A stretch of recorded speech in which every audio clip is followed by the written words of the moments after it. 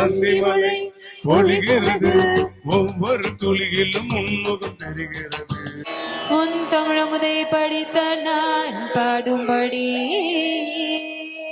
நீலகண்டனே வேதநாயகா நீதி காவலனே நிந்திப்பது இறைவன் செயலென பட்டு தரும் வரமன் துணையென சுத்தக்கொரு மனிதன் குழுமொரு இசை காட்ட